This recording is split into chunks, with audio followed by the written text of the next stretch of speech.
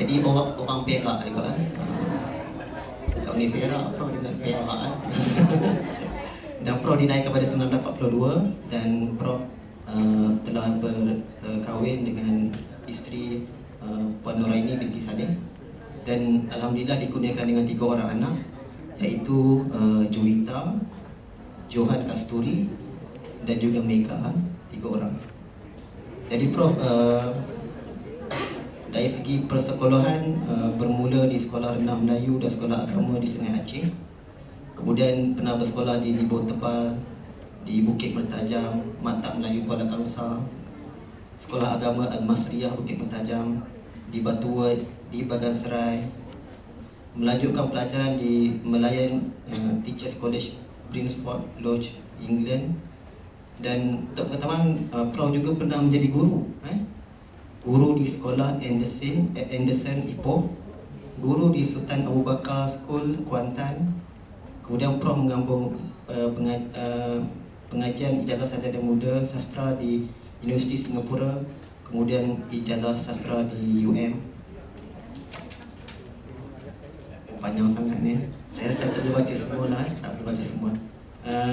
Jadi Profesor Muhammad Saleh dikenali di serata Malaysia dan juga dunia sebagai pemuisi, pengkritik, penyelidik, editor, penterjemah. Karya beliau melebihi daripada 12 koleksi puisi dan lebih 40 buah buku mengenai kritikan sastra, penterjemahan dan antologi. Okey, saya tanpa membuang masa, saya serahkan majlis ini kepada Prof untuk diteruskan. Dan segala hormatnya disilakan. Secara strategi saya kena menyelesaikan masalah.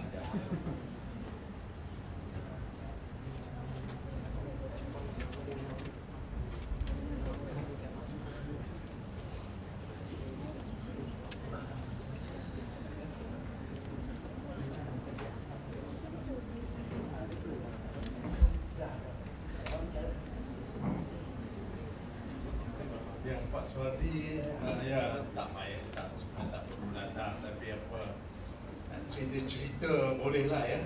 Saya juga jadi cikgu lama tak boleh duduk. Kalau budak-budak dia tidur belakang. Jadi apa, terima kasih banyaklah kerana sudi datang mendengar saya. Saya tahu saudara sekali-sekala dipaksa baca sajak dan haramnya paksaan itu tidak terlalu menyusahkan. Hanya sajak yang saudara kena buat tu agak jauh sedikit ya.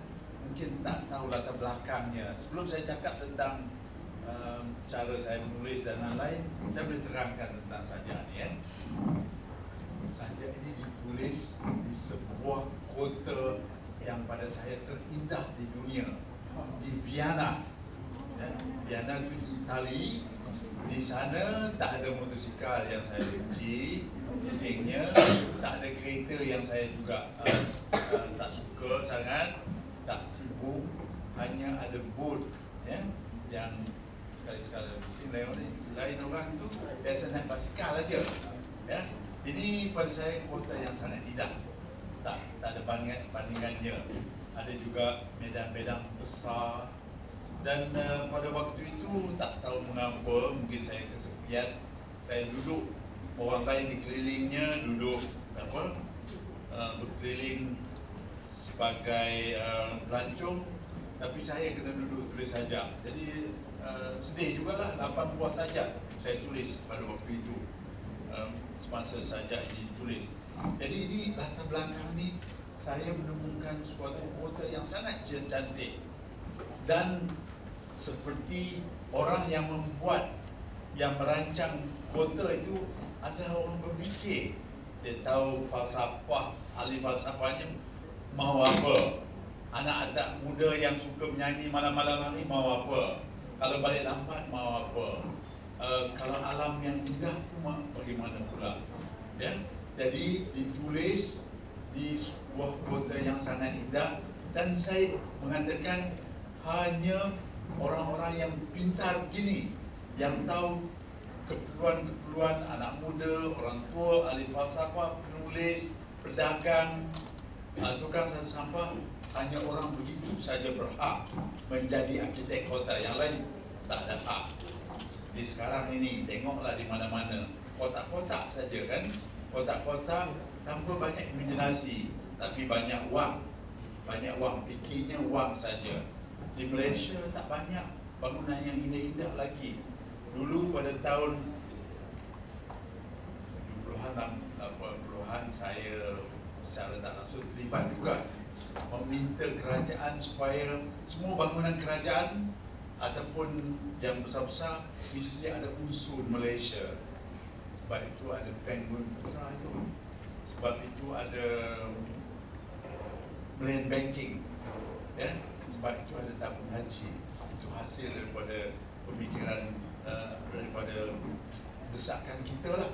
Tapi sekarang sudah dilonggarkan, jadi yang buat hanya flat, ya, yang tak ada banyak idea baru.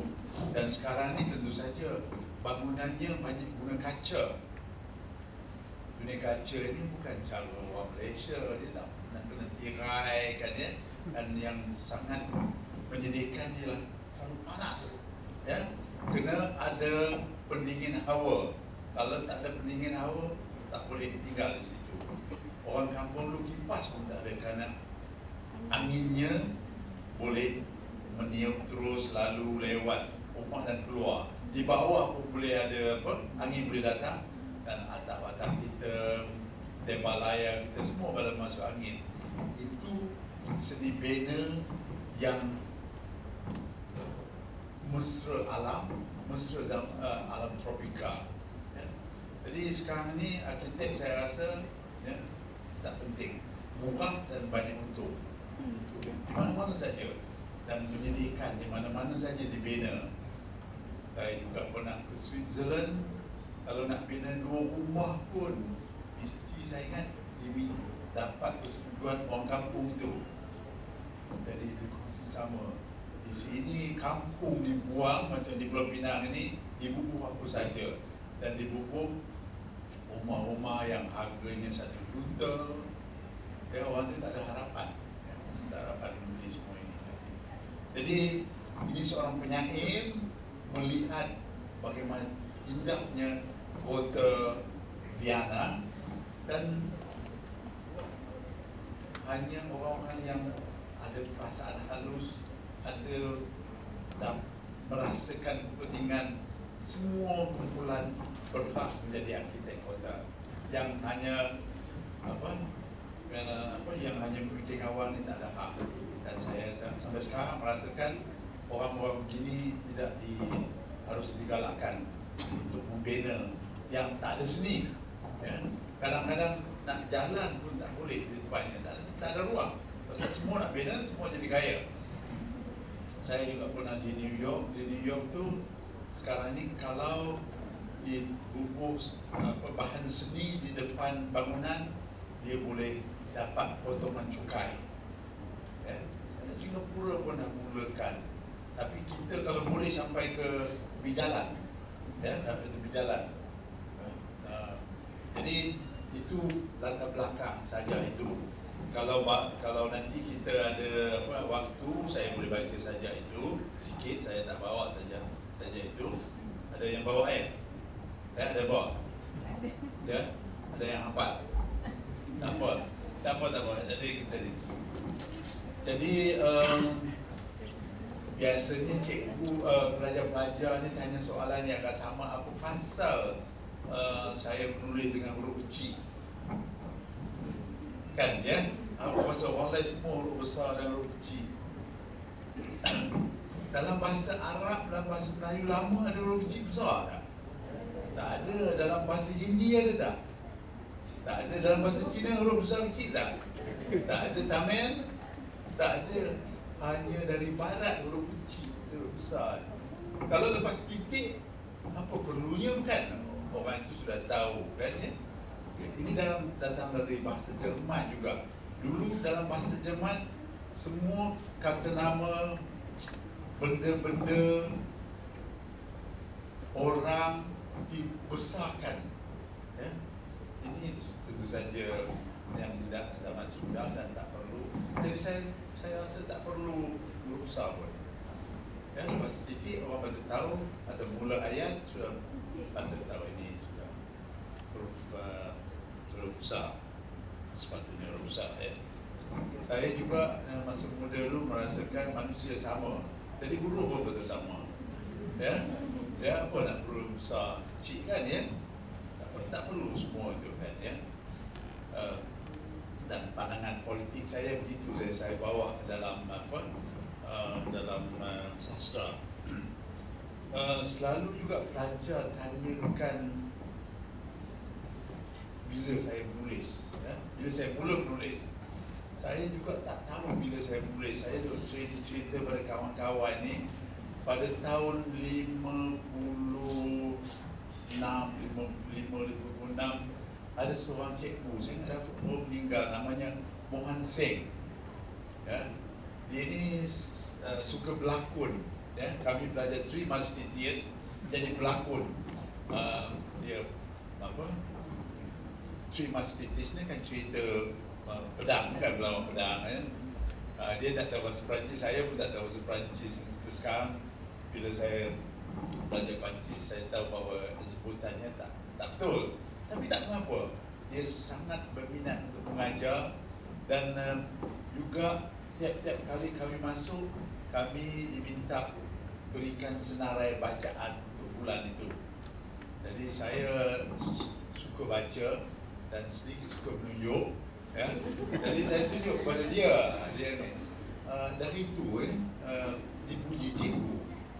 Lepas itu saya masuk tingkatan 2, saya nak tahu tingkatan dia, Mr. Long Heng Pua juga sudah meninggal di sekolah di Bukit Tajam. Ya. Dia minta kita menulis cerita dalam bahasa Inggeris. Jadi saya menulis dalam bahasa Inggeris, cerita fantastik sedikit. Ya, saya masih ingat cerita itu. Ada beberapa orang dekat perigi, ada gerak gempa, orang tu jatuh dalam perigi sampai ke sebuah dunia yang lain. Dunia tu indah-indah saja kan ya. Jadi cikgu tu kata apa ya, interesting story, good language, but not so good pronunciation. Saya bukan cakap orang putih macam orang Terong ya. Terong saya ni lahir di Terong, tapi saya tak tahu apa pasal orang Perak ni suka simpan nyamuk banyak sangat. Nyamuk banyak tempat itu. Saya lahir masa Jepun. Jadi kami ayah saya lari dari Simpang Temeluk tu pergi ke hutan kerana Jepun pada waktu terkenal kerana kejamnya. Ya, sangat kejam. Dengannya Jepun ini mula berkhidmat di Manchuria dan mereka membunuh banyak orang di Manchuria. Dan orang inilah yang dikirim ke bawah. Jadi semua orang lari, ya, dan lari ke hutan. Jadi saya di antara orang hutan pertama lah. Yang jadi penyair kan ya. Dia lahir di. Tapi oleh kerana makanan pun tak ada, ya, makanan tak ada, duit pun tak ada kerana getah sudah tak boleh dijual. Kami dulu ada tanah getah, kebanyakan orang belah tu ada tanah getah. Ada seorang dari Temeluk ni, seorang pustakawan juga dari Temeluk, ya. Juga tak ada. Jadi ayah saya pergi ke Sungai Aceh, ya, Sungai Aceh dekat Timur Tebal kan, berniaga di sana, ya. Bolehlah kerana dia diajar berniaga juga oleh ayahnya di Sungai Temeluk tu. Jadi saya kebanyakan besar dari di Pulau Pinang lah. Tapi itu tak lama juga. Tapi setelah itu saya pindah ke sekolah Anglo-Chinese School di Bukit Tajam. Sekarang ni jadi Methodist, belajar dekat orang putih. Berapa lama kami diajar tak dapat juga. Tapi setelah berapa lama dipaksa cikgu, saya 2 tahun di tempat. Saya pindah ke high school Bukit Tajam. Seronoklah high kan ya. Sekolah pun tinggi juga di atas bukit. Saya ingat itu disebut high school. Tapi naik bersekat susahlah, nak kayu naik ke atas. Kan kena tolak.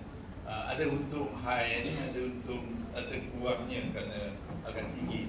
Saya di sana darjah 6, darjah 1, 2, 3. Lepas Lepas tu ada satu orang pegawai datang ke sekolah kita dan tanya, siapa nak pergi Malay College? Saya tak pernah dengar Malay College masa itu. Dia orang kampung, surat khabar tak baca. Ayah baca surat khabar. Itu saat masa itu ya. Saya tak baca surat khabar kan ya. Dan tak biasa orang baca surat khabar. Saya kata saya angkat tangan je. Takkan lepas 3-4 bulan lepas nama saya tersenarai. Jadi saya pergilah ke sekolah anak raja-raja ni. Dalam kelas saya ada anak raja ni. Sekarang ni Tengku Bendahara Kedah ya. Yang lain tu adalah anak Mulu, orang besar lah. Jadi saya pun datang sebagai anak orang kecil. Kalau ayah saya hantar saya ke sekolah, dulunya style dia Malay College tu orang berada kan, namanya pakai putih tu. Dia ayah saya hantar saya, dia pakai kain. Dia pakai kain dan pakai kod putih. Saya ingat ada baju Melayu atau baju Perak di bawah ya. Dan itulah cara kita. Jadi sudah beza beza pemikiran dia dengan saya, cara hidup saya sedikit segan dengan ayah begini. Tapi bila saya balik England, ayah saya malu dengan saya pasal rambut tak sikat, seluar comot dan koyak kan. Dia pula malu dengan saya. Okay. Jadi saya ingat berkembang sikit lagi dalam penulisan ni sebab di sekolah di sekolah ada tiang besar tu di sekolah tiang besar di Kuala Kangsar. Jadi di situ saya ada satu hadiah yang diberikan setiap tahun oleh Wise and Butler. Mereka telah berikan beberapa ribu ringgit untuk disimpan dan faedahnya diberikan untuk hadiah. Jadi hadiah ini ialah untuk karangan dalam bahasa Melayu, karangan dalam bahasa Inggeris dan terjemahan daripada Melayu ke Inggeris saya ingat. Ya. Jadi saya tinggal 4 tu. Jadi saya masuklah sono-sono. Macam tadi nak pergi ke sekolah yang besar tu, saya masuk, nampaknya saya dapat hadiah ya. RM75 situ. Tapi scholarship saya, beasiswa dari Pulau Pinang RM5 bulan. Anak raja sampai 300. RM5 tak boleh buat apa sebenarnya ya. Tapi dapatlah 80. Tapi kena belanja kawan dekat RM10, tinggal RM65. Nak diminta balik dah tak kenal dah mereka. Okay. Jadi saya ingat saya mula menulis. Ini cikgu-cikgu ya. Kalau ada yang pandai menulis, puji-pujilah. Mungkin Usman Awang pun menyentuh, dia cerita pada saya. Dia ni dia ada kelas karangan. Kelas karangan di antara yang terbaik. Cikgu ajak dia ke depan. Dia kata seronok lah ya. Itu semua bibit-bibit untuk membantu pelajar jadi penulis ataupun jadi saintis atau jadi nak kena puji juga. Lepas saya pergi ke England, sejuk begitu. Waktu saya pergi sana tersejuk dalam 100 tahun. Tapi mana saya tahu, dan saya tahu yang sejuk aja kan baru datang 1962 belum lahir kan. Cikgu pun belum ada ya. Belum lahir 62. Jadi saya nak jadi cikgu ya, saya nak jadi cikgu. Jadi saya ambil mata pelajaran yang menarik. Saya ambil sastra Melayu, sastra Inggeris, bahasa Inggeris. Tentu saja pendidikan lah ya. Dan akhirnya pertanian. Jadi saya bela kambing, saya bela lebah, saya pandai tanam ubi kentang. Ubi kentang saya besar dan cantik, pandai tanam carrot juga. Dan hujung minggu kami berjalan dalam ladang-ladang, ya, menikmati ladang Inggris pada waktu itu. yang hanya cantik pada musim semi dan musim gugur saja.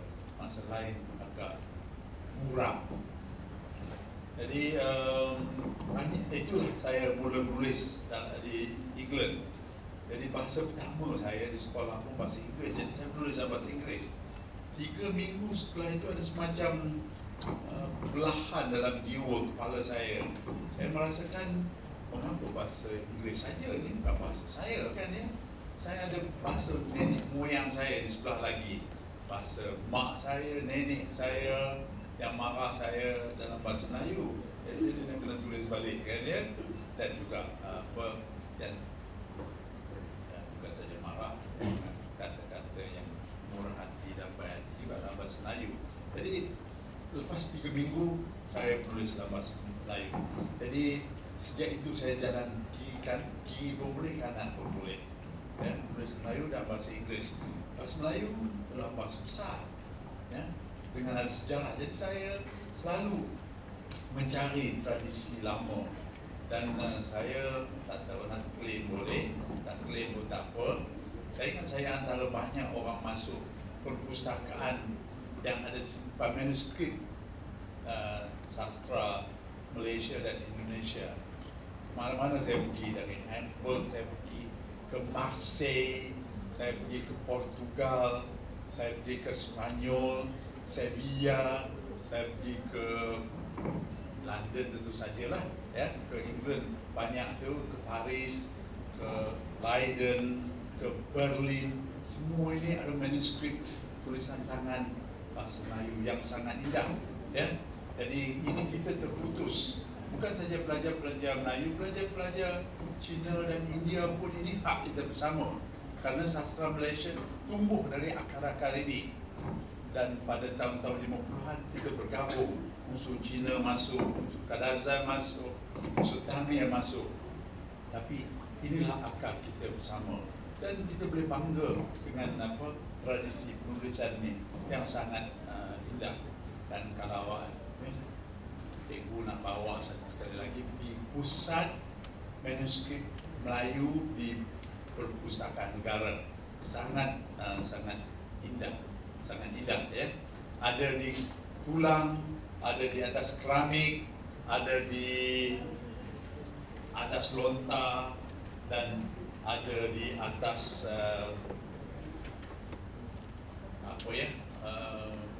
pasu, macam-macam. Semua tulisan lama-lama. Okay. Nak edarkan apa ni? Sejak titik kotor. Ini orang perpustakaan ni luar biasa ni.